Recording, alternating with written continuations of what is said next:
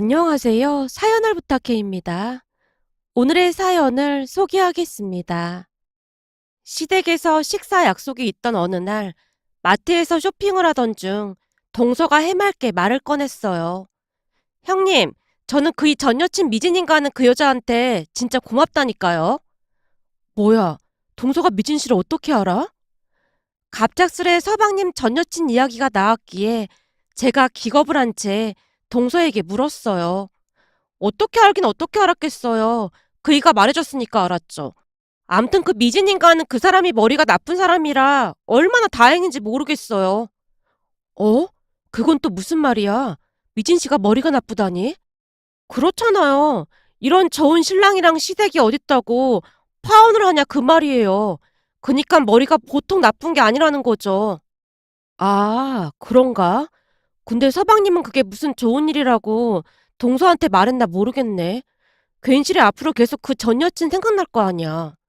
생각이 날 게 뭐가 있겠어요. 저는 아주 만족하고 살고 있는데요.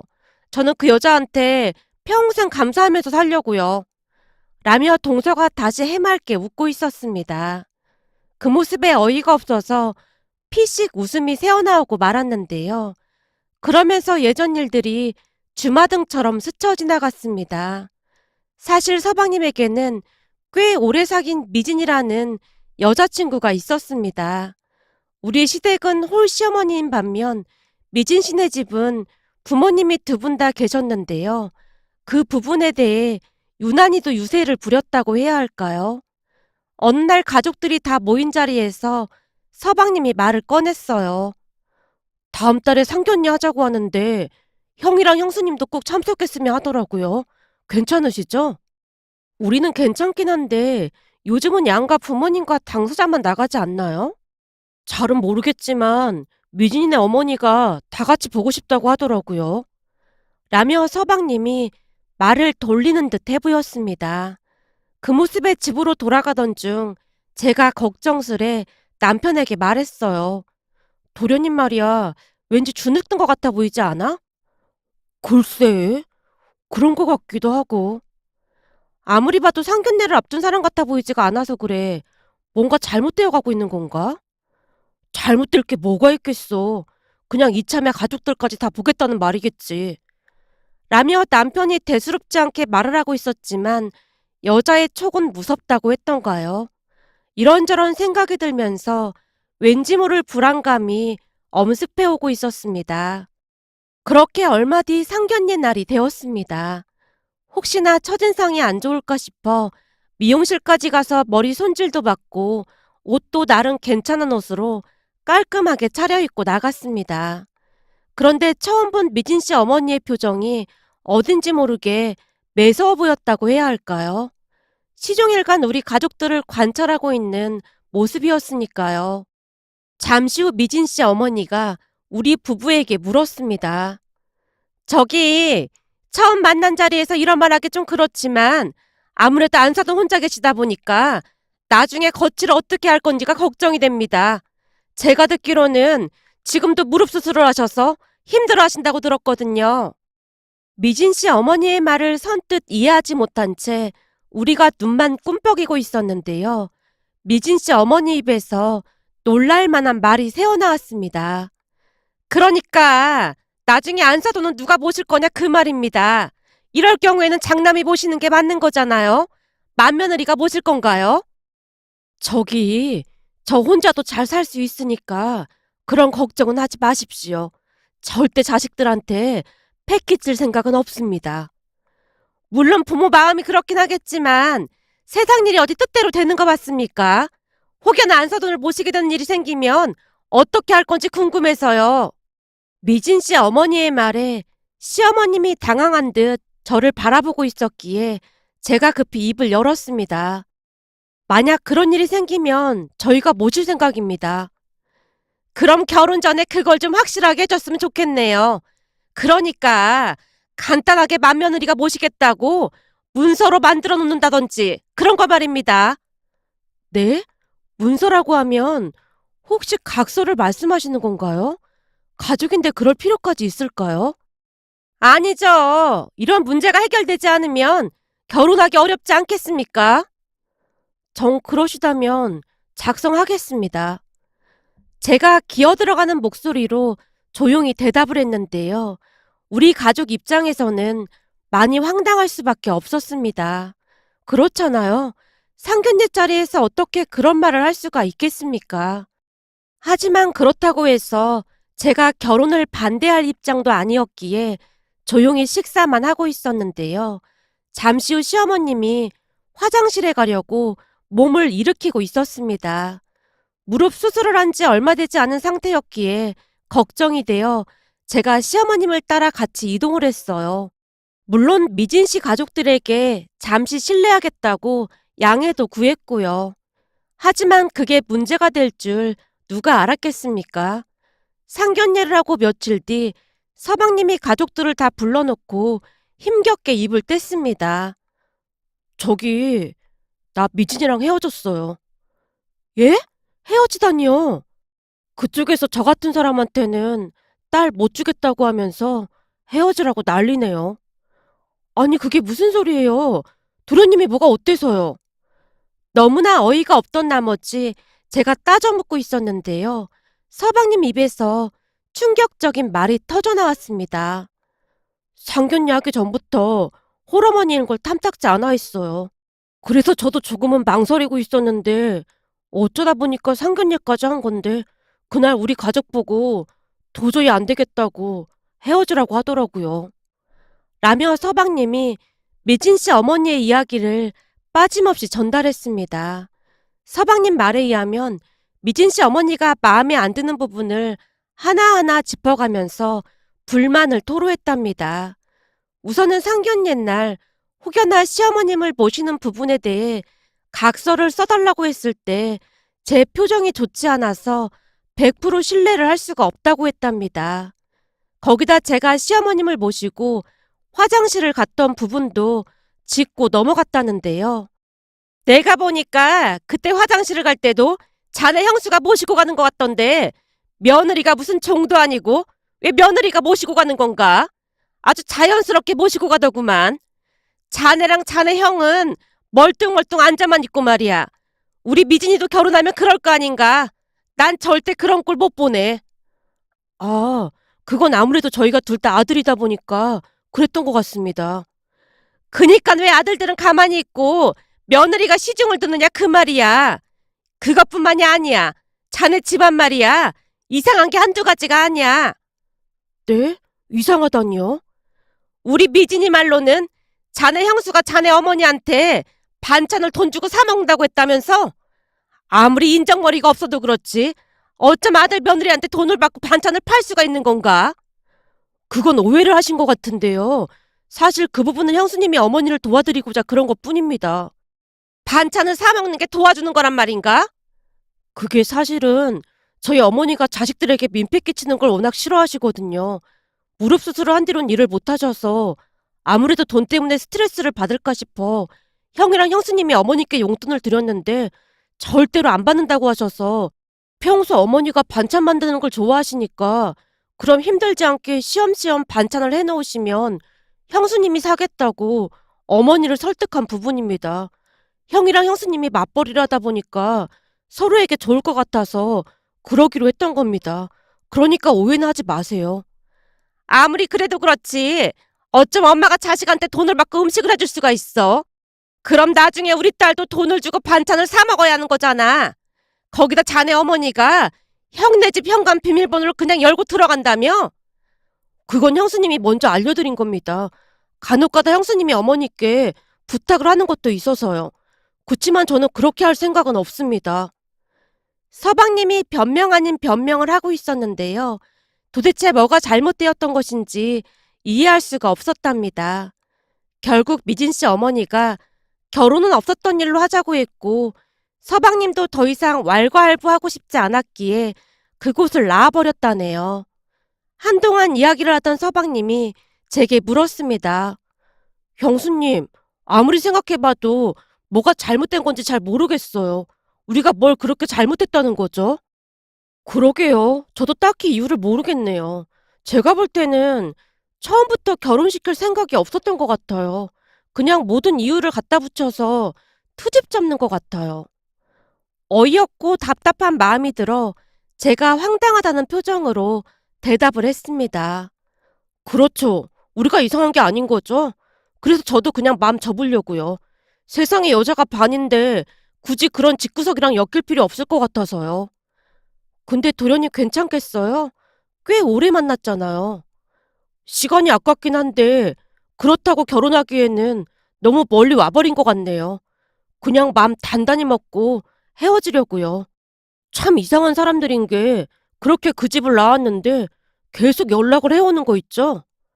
연락을 해오다니요? 헤어지라고 했다면서요.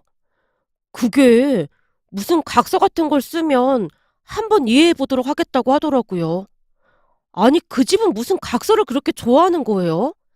제 말이 그 말이에요. 암튼 우리 헤어졌으니까 다들 그렇게 알고 계세요. 차라리 잘 된 것 같아요. 결혼했으면 맨날 각서나 써대라고 하고 얼마나 피곤했겠어요. 제가 볼 때는 홀어머니라 그게 마음에 안 드는 걸 트집 잡고 있는 것 같아요. 서방님이 시어머님 눈치를 보면서 말을 꺼냈고 시어머님이 시무룩한 표정으로 고개를 숙이고 있었습니다. 참나 어이가 없어 말이 안 나오네. 도련님, 오히려 기회라고 생각하세요.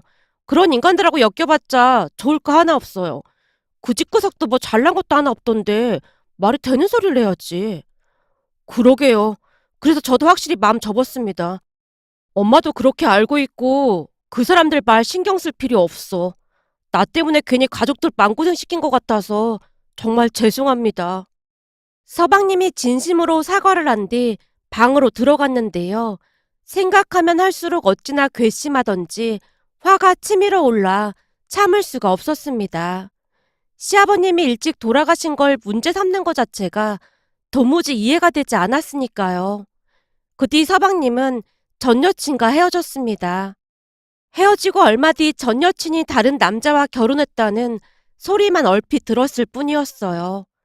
우리 서방님도 1년 정도 지나고 난 뒤 지금의 동서와 결혼을 했고요. 동서는 전 여친과는 비교도 되지 않는 그런 사람이었습니다. 매사 감사하다는 말을 입에 달고 살았으니까요. 그날도 마트에서 쇼핑을 하던 중 동서가 서방님 전 여친 이야기를 아무렇지도 않게 하는 모습에 약간은 놀라기도 했는데요.